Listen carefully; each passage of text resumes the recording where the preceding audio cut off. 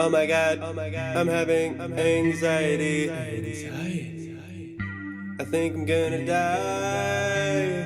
I'm gonna tonight. I just know it. What am I gonna do? I think I should probably watch this video on YouTube.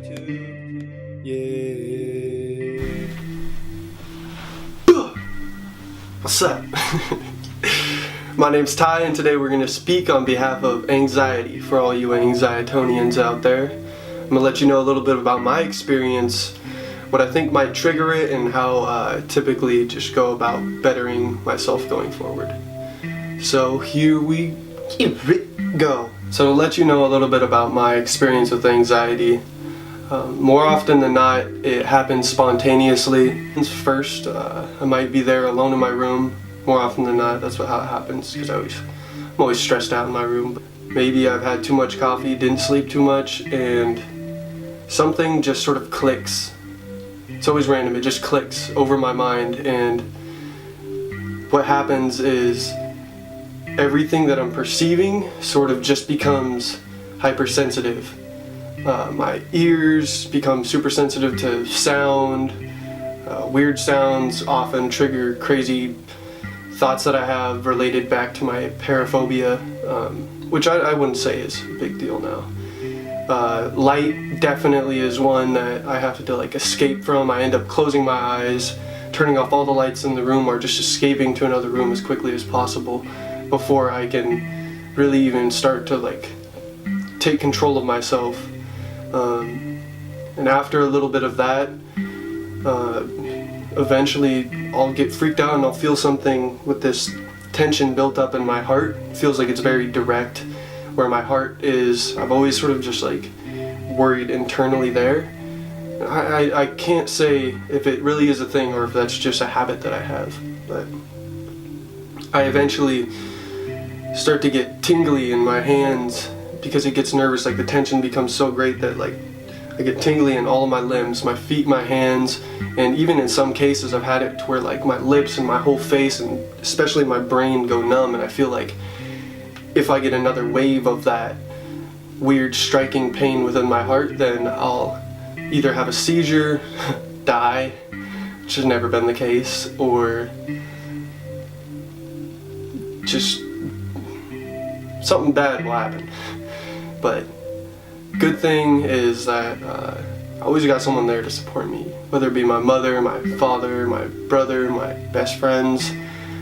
They've always sort of been there to help me, and I think that is definitely good. It's genetic. My mom has had it. She has had some pretty bad episodes. I remember having to be with her on like the front porch growing up, and it'll get to the point to where I'm damn near screaming for my life because I don't know what's gonna happen. I hate the feeling.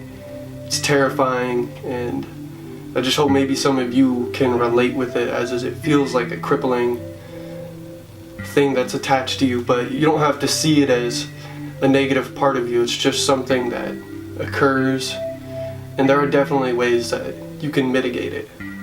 What I found super helpful is just treating my body healthy, really listening internally to when I might be exhausted, tired, maybe when's not a good time to go excess with all those things that we enjoy when we're out partying with our friends. Drink lots of water, and I'm saying like just buy like mason jars or like a huge cup and try and get at least 3-4 of those a day.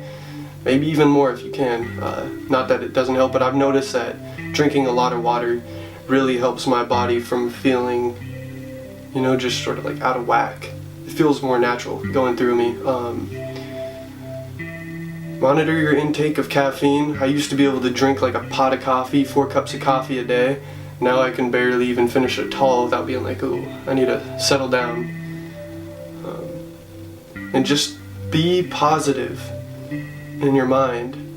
Teach yourself to force yourself, in that, for that matter, to fake it till you make it. Sometimes you're not going to be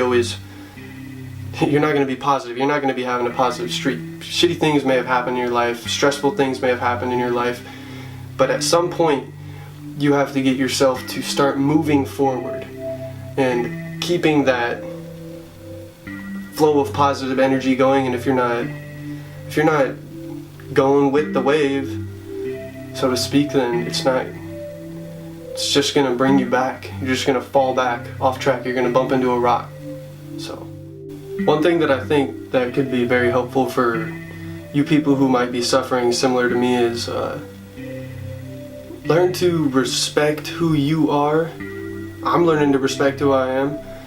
It's gonna take forever, but I'm gonna do it. Start treating yourself in the way that you know you deserve to be respected.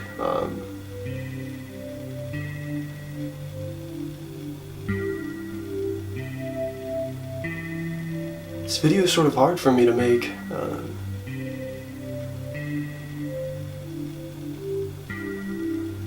May feel like you're cornered into a wall, but I mean, we all here together. We're figuring it out. We're pushing back. And I think it does get easier. And it can become easier. You just have to listen to yourself. And not half-ass listening, not any of that, I don't think that I'm gonna be able to get over this type thing. You just gotta commit to it. You gotta tell yourself, yeah, I'm gonna fucking get through this. I'm gonna make it a point.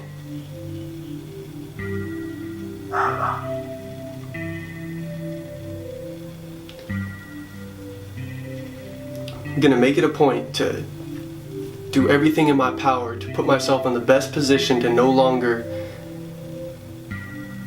maybe not no longer, but, you know, minimize the amount of suffering that you go through. If it's periodic, I honestly believe you can cut it down to bi-monthly if you go about it the right way. But over your life, you're gonna grow, and you gotta be able to, you know, accept those things. You can't treat yourself negatively because you don't feel like you know what else to do. That's not fair. You're here, you have your experience, you have all the tools in the world and the internet to help you. You just gotta utilize it and tell yourself that you're gonna do whatever it takes to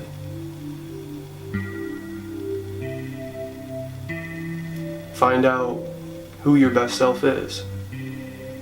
I really didn't have too much of a plan for this video. Just sort of felt like it was something that I should address. Whether it be a mess, hope you can attest to everything that I try to impress upon your mind and just relax. Peace.